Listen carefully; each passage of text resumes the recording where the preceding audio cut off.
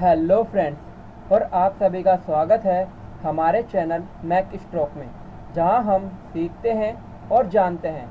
आज का हमारा टॉपिक है स्ट्रेन रेट्स एंड वॉर्टिसिटी। क्या होता है स्ट्रेन रेट? स्ट्रेन रेट का मीन क्या हो रहा है कि the time rate of change of strain is called the strain rate. मतलब स्ट्रेन के अंदर जो हमेशा जो परिवर्तन आ रहा है उसे हम स्ट्रेन रेट कहेंगे। तो हम एक एजम्पशन लेते हैं कि हम एक 2D प्लेनर को मानते हैं जिसके अंदर u और v एक्स वाई फंक्शन है। तो हम केस फर्स्ट की बात करेंगे, जिस केस फर्स्ट में du upon dx is not zero.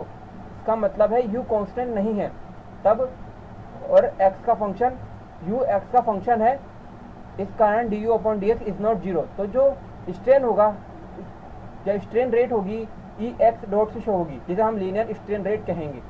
इसी प्रकार यदि वी वाई का फंक्शन है तो d we upon D y is not zero, तो ई डॉट वाई होगा वह लीनियर स्ट्रेन रेट को शो करेगा। तो हम एक एजम्पशन लेते हैं, केस फर्स्ट जो हम बात कर रहे हैं उसके अंदर एक एजम्पशन लेते हैं कि u है जो x का फंक्शन है और v है जो y का फंक्शन है पर्टिकुलर। तो जब u x का फंक्शन है उस समय du upon D x is not zero होगा, लेकिन du upon D y zero होगा क्योंकि u x का फंक्शन है।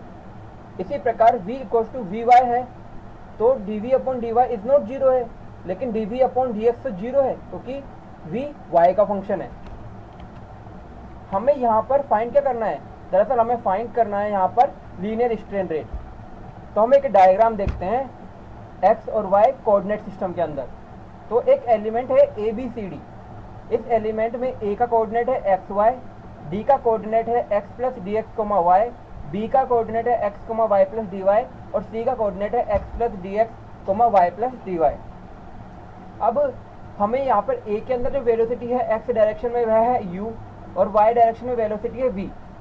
इसी प्रकार d के अंदर जो वेलोसिटी आएगी वह कैसे फाइंड करेंगे? तो हमारे पास जो कोऑर्डिनेट है x plus D x comma y, जो y कोऑर्डिनेट है वह a के y कोऑर्डिनेट से मिल रहा है, तो इसलिए y डायरेक्शन में जो d के y डायरेक्शन में जो वेलोसिटी होगी वह v होगी। तो x डायरेक्शन में चूंकि x प्लस डी एक्स अर्थात x की वैल्यू इंक्रीज हो रही है, तो यहाँ पर वेलोसिटी भी इंक्रीज होगी, जिसे d के अंदर जो वेलोसिटी लिखी जाएगी वह होगी u plus d you upon D x into D x. अब हम देखेंगे कि dt समय पश्चात, पहले टाइम t था, उसके dt समय पश्चात क्या होगा? जो हमारा a पॉइंट है वह u वेलोसिटी से आगे मूव करेगा तो कुछ डिस्टेंस कवर करेगा, यानी u डॉट dt कवर करेगा। तो इसका जो अगला कोऑर्डिनेट होगा वह होगा x plus u d T x direction में। इसी प्रकार जो y डायरेक्शन में जो वेलोसिटी v है वह भी dt समय पर कुछ डिस्टेंस तय करेगा, वह होगी v dt।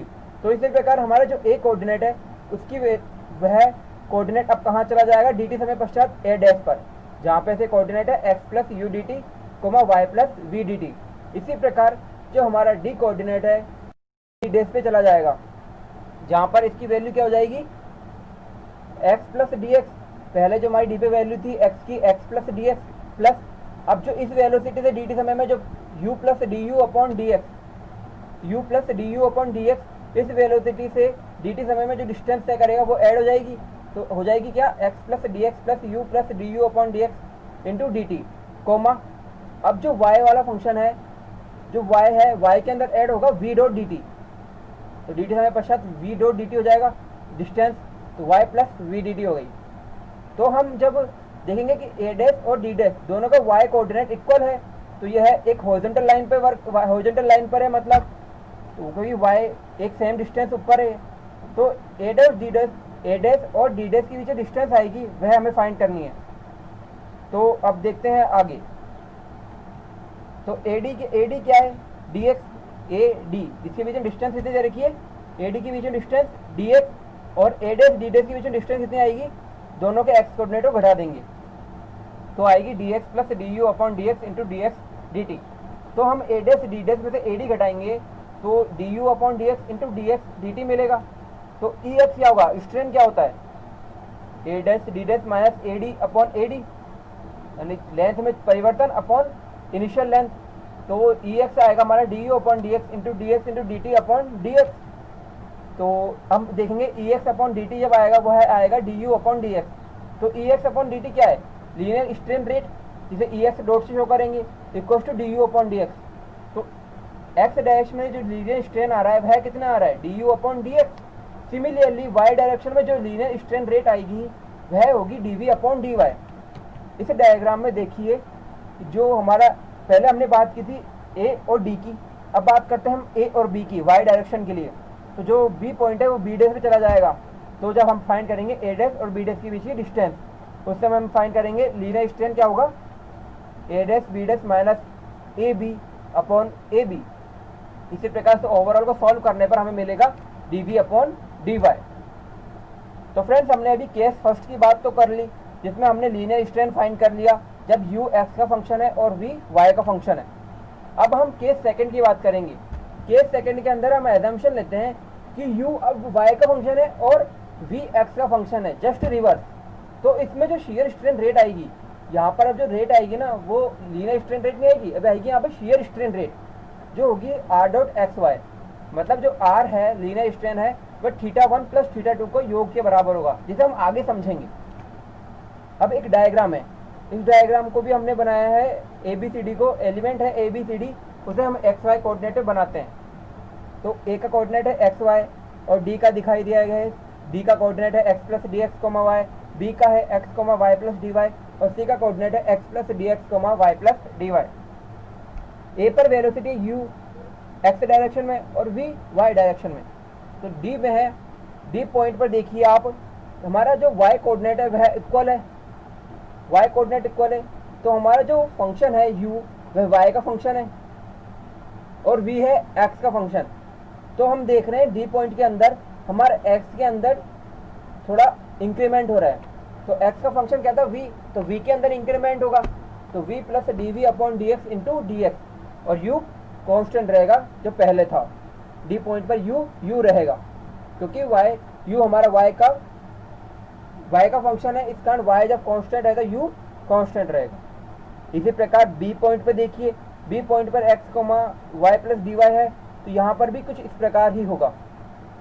तो अब देखते हैं पहले हम किस पॉइंट की, अब जो dt समय पश्चात है a पॉइंट a डैश पे चला जाएगा क्योंकि u dt समय से पश्चात u डॉट dt कवर करेगा जो x के अंदर ऐड हो जाएगा। उसी प्रकार v वेलोसिटी के अंदर भी dt समय पश्चात v डॉट dt y के अंदर ऐड हो जाएगा, तो a डैश पे चला जाएगा a पॉइंट। इसी प्रकार d पॉइंट है वो d डैश पे चला जाएगा, तो d डैश पे जब पॉइंट जाएगा तो वो कैसे देखेंगे हम, d डैश पॉइंट के कोऑर्डिनेट क्या होंगे x plus D x plus u direction में जो dt समय पश्चात डिस्टेंस तय की है u डॉट dt वह ऐड हो जाएगी, कोमा। अब y डायरेक्शन में y प्लस जो v plus D we upon D x into D X दे रखा है, इसको हम dt से मल्टीप्लाई कर देंगे तो ये डिस्टेंस y में कवर हो जाएगी। तो यह हमने यहाँ पे ऐड करके लिख दी, टोटल को लिख दी। तो अब हम देखेंगे एक ट्रायंगुलर बनाए, इस ट्रायंगुलर में ये ट्रायंगुलर है जिसमें a डैश की कोऑर्डिनेट दिखा रखे हैं और d डैश के कोऑर्डिनेट दिखा रखे हैं। हम फाइंड करेंगे अब a डैश e की वैल्यू और d डैश e की वैल्यू। अब हम a डैश और e की वैल्यू फाइंड करेंगे, तो कैसे फाइंड करेंगे, जो हमारा d डैश पॉइंट है इसका x कोऑर्डिनेट e कोऑर्डिनेट के बराबर होंगे, e के x कोऑर्डिनेट के बराबर। तो इस वैल्यू में से इस वैल्यू घटा देंगे हम a डैश के x कोऑर्डिनेट को, तो इससे हमें मिल जाएगा a डैश e। तो इन त्रिभुज a dash e dash e d dash में अंदर देखेंगे a डैश d क्या होगा, first coordinate x plus D x plus U dot dt में से घटा देंगे हम x प्लस यू dt, घटा दिया तो हमें a डैश e की वैल्यू मिली dx, जो किसके बराबर है, a d के बराबर। a d की वैल्यू हमने dx लिए और c d की वैल्यू लिए हमने dy, तो a d की वैल्यू dx है और a डैश e की वैल्यू भी क्या है dx, अर्थात x कोऑर्डिनेट इक्वल आ रहा है, इसका जो x डायरेक्शन डिस्टेंस है वह हमेशा इक्वल आ रही है। और हम देखेंगे अब d डैश e की वैल्यू, d डैश e, तो d डैश में जो y कोऑर्डिनेट है वह है y plus v d t plus D we upon D x into D x dot d t. इसी प्रकार जो a डैश पॉइंट पे जो y कोऑर्डिनेट है वह है y plus v d T, तो उस d डैश के y कोऑर्डिनेट में से a डैश के y कोऑर्डिनेट को घटा देंगे तो हमें d डैश e की वैल्यू मिल जाएगी, क्योंकि इसके y कोऑर्डिनेट की वैल्यू यहाँ से यहाँ तक डिस्टेंस है और a डैश के y कोऑर्डिनेट की वैल्यू यहाँ से यहाँ तक की डिस्टेंस है, तो हमें d डैश e की वैल्यू मिल जाएगी। तो d डैश e की वैल्यू कितनी होगी, d we upon D x into D x d t. अब हम फाइंड करेंगे tan θ1, tan θ1 की वैल्यू कितनी होगी, d dash e upon a dash e। तो यहाँ से वैल्यू ओवरऑल सॉल्व करने पर कितनी आएगी, dv upon dx into dt। अब theta one is very small है, तो थीटा वन अपॉन dt कितना जाएगा, dv अपॉन dx। सिमिलरली इसी प्रकार थीटा टू कितना आएगा, theta two equal to du upon dy into dt। Theta two upon dt कितना आएगा, du अपॉन dy। अब थीटा टू कैसे फाइंड करेंगे, फर्स्ट में जो हमारा पॉइंट था b, ए बी हमारा जिसकी डिस्टेंस है dy, अब बी ए पॉइंट तो चला गया ए डैश पे, इसी प्रकार बी पॉइंट चला जाएगा बी डैश पॉइंट पे। तो बी डैश से जो कुछ कोऑर्डिनेट दे रखे, अब जो ए बी था पहले वर्टिकल था, फिर उसके बाद थीटा टू से आगे क्लॉकवाइज डायरेक्शन में मूव हो गया, तो अब हमारी पोजीशन हुई ए डैश बी डैश। तो इस पोजीशन को सॉल्व करेंगे हम जिसी प्रकार हमने ए डैश ई को सॉल्व किया था, ए डैश और डी डैश को, तो उसी प्रकार हम सॉल्व करेंगे तो हमें जो थीटा टू की वैल्यू वो भी मिल जाएगी। Theta two upon D T कितना आया, डी अपॉन डी वाई। तो अब हमारा स्ट्रेन कितना होगा, r equal to theta one plus theta two होगा।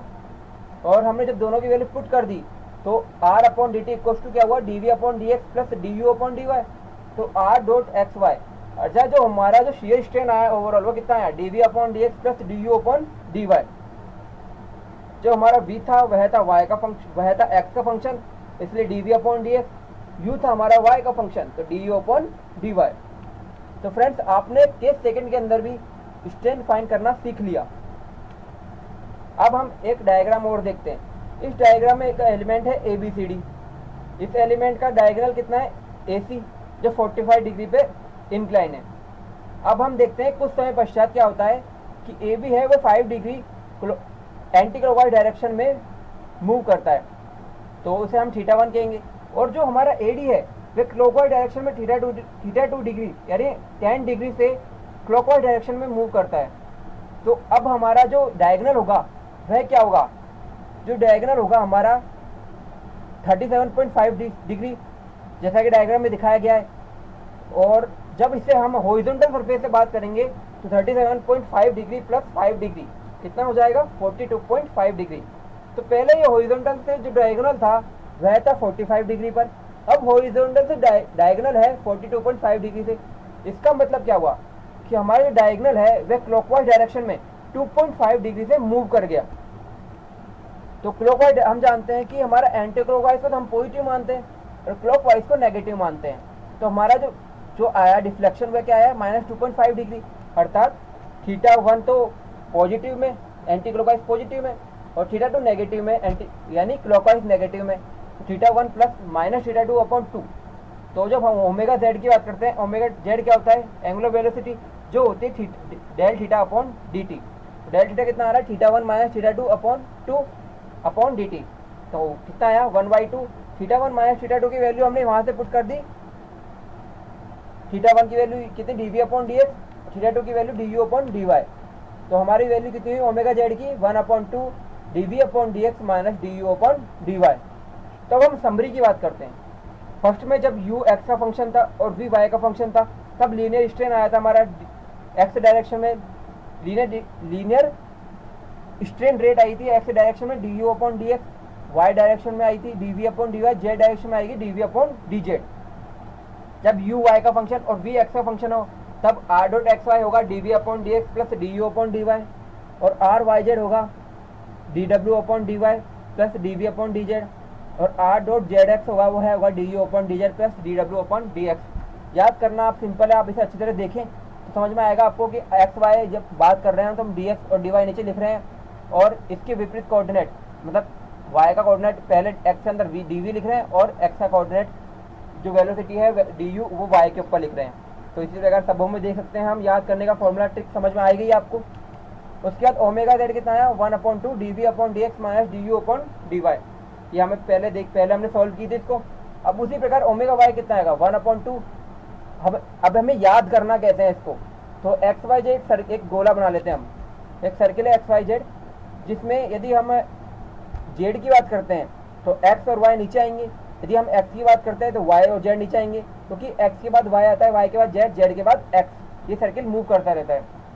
जब हम ओमेगा वाई की बात करते हैं तो 1/2 तो ब्रैकेट, अब वाई के बाद डी जेड आएगा, फिर उसके बाद आएगा डी एक्स, तो डी यू, अब उसके विपरीत कोऑर्डिनेट एक्स का कोऑर्डिनेट होता है यू, यहाँ चला गया, और जेड का जो रिलेटिव वेलोसिटी होती है वह होती है डी डब्ल्यू, तो इधर आ गई। तो D you upon D Z minus D W upon D X आ गया। उसी प्रकार ओमेगा एक्स आएगा 1/2 bracket D W upon D Y minus D we upon D Z. तो ओमेगा होगा omega X I cap plus omega Y J cap plus omega Z K cap. तो हम जानते हैं कि ओमेगा होता है 1/2 डेल क्रॉस वी। ये फंक्शन होता है जब हम वेलोसिटी के फंक्शन को हम यदि डेल से मल्टीप्लाई कर देते हैं वो वेक्टर फॉर्म में, तो हमें ओमेगा की वैल्यू मिलती है। तो 1/2 डेल की वैल्यू होती है D Y upon D X I cap plus D upon D Y J cap plus D upon D Z K cap. उसको मल्टीप्लाई कर देंगे U I cap plus V J cap plus W K cap. Overall solution करने पर हमें मिलेगा जो यहाँ पे D W upon D Y है minus D B upon D Z, ये क्या है ओमेगा एक्स, ये है ओमेगा वाई, यह है ओमेगा जेड। तो फ्रेंड्स आपने अच्छी तरह से समझ लिया कि हमने ओमेगा भी फाइंड कर लिया यहाँ पर। अब जो वोर्टिसिटी होती है, vorticity is a vector field which by providing a local measure of the instantaneous rotation of a fluid parcel plays a role in fluid dynamics analogic to angular velocity in solid body mechanics. Vorticity एक mathematical equation होती है जो क्या show करती है, इसे हम show करते हैं ओम से, और वह होती है 2 ओमेगा के इक्वल। तो ओमेगा तो हमने फाइंड किया था यहाँ पर, अब इसे दुगना 2 से मल्टीप्लाई कर देंगे तो ये हमारा वोर्टिसिटी को शो करेगा। तो फ्रेंड्स आपको यह वीडियो कैसी लगी?